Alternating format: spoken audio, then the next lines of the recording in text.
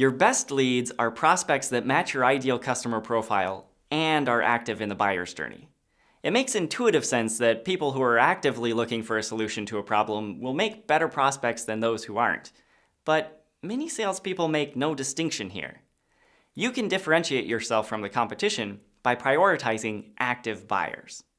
One form of an active buyer is an inbound lead, which is a person who has visited your website and identified themselves in some way.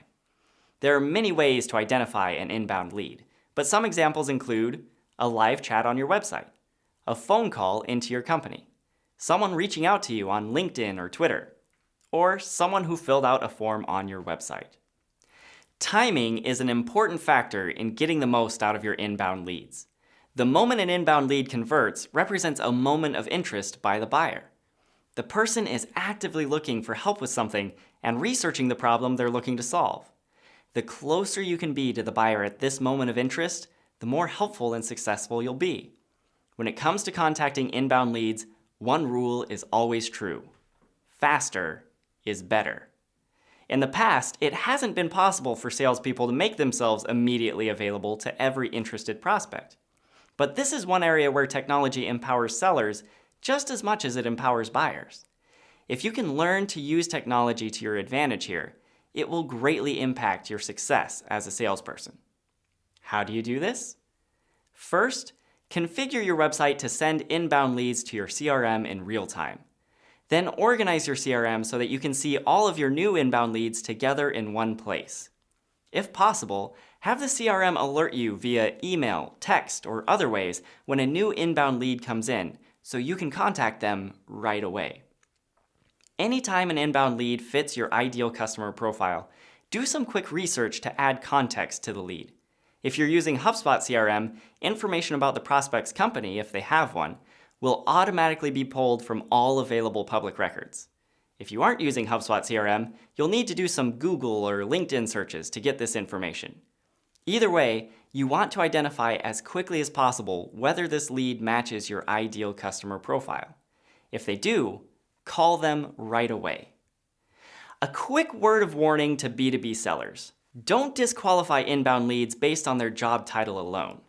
If the lead is from a good fit company, but the contact is a lower level employee with no buying power, that's okay. This is still a good lead based on the ideal customer profile.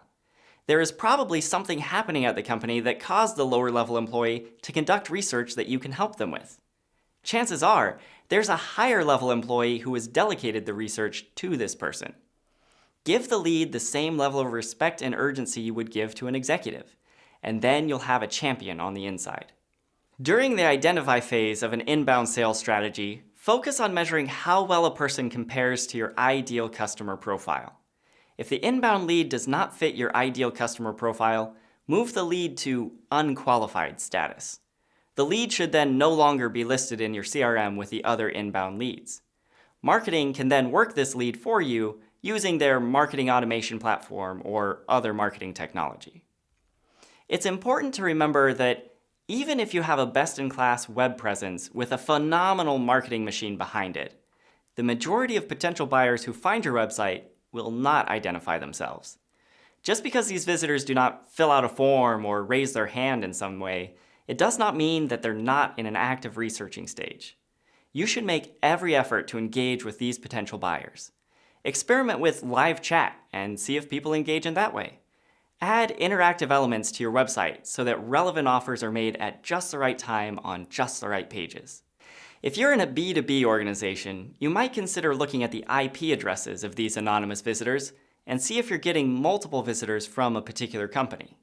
If you are, now might be a good time to make that company a priority in your prospecting process.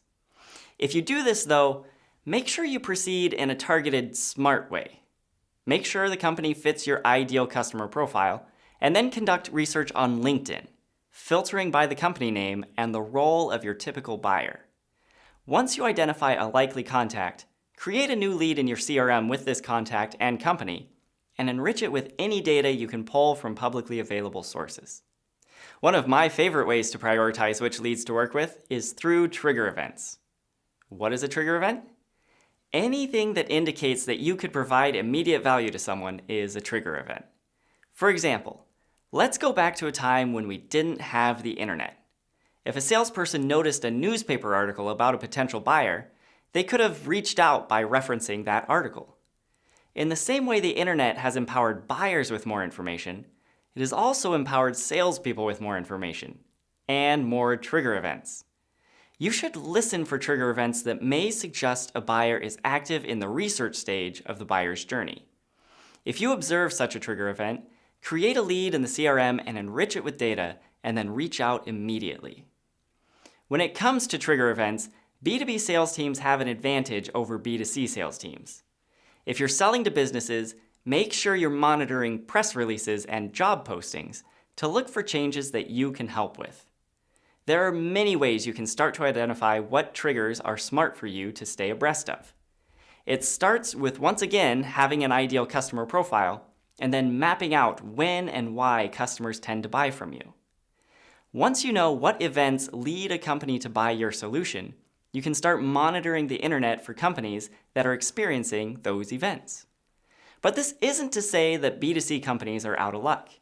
B2B and B2C teams both have a huge advantage over sales teams of the past by using social media in the prospecting process and the sales process. Regardless of what sorts of sales organization you're in, you should be monitoring the social channels your ideal customers might be using. Here are 3 things you should be looking for. First, a mention by a potential buyer of your company or a competitor's company name. Second, a mention by a potential buyer of a keyword or hashtag aligned with your value proposition and what you sell or do. And third, a mention by a potential buyer of a product or service you offer. To be a great sales rep today, you have to engage on social media in some way. The easiest way to do that is by actively listening on social media through the tools you already have. To recap, you need to have your website and CRM set up to collect inbound leads, and you need to be connecting with those leads as quickly as possible. If you're in a B2B space, you should also be gathering information about the companies that are sending anonymous visitors to your website. And regardless of whether you're B2B or B2C, you should be monitoring social media for signs of active buyers. When used together, these techniques will help you fill your pipeline with warm leads. And that's what Inbound is all about.